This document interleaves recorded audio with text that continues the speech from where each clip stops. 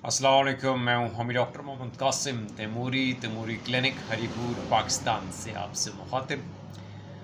Semen analysis से related एक सवाल किया जाता है कि डॉक्टर साहब कितने दिन का वक्फा जो है सीमेन टेस्ट करवाने से पहले होना चाहिए, यानी कि सेक्स से कितने दिन का परहेज़ करना चाहिए और फिर जाके सीमेन जो है एनालिसिस करवाना चाहिए, तो कितने दिन का ये वक्फा होना चाहिए। देखें, नॉर्मली कहते तो ये हैं कि 2 से 7 दिन का वक्फा जो है वो होना चाहिए, लेकिन आइडियल जो टाइम है वो 3 से 4 दिन का वक्फा जो होता है ना, इसके अंदर जो रिपोर्ट करवाई जाती है वो बेस्ट होती है।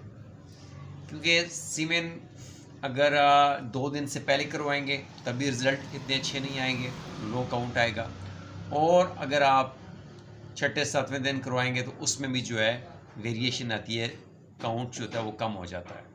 तो बेस्ट तरीका यही है कि आप 3 दिन का परहेज़ करें, 4 दिन का परहेज़ करें और सीमेन टेस्ट करवाएं।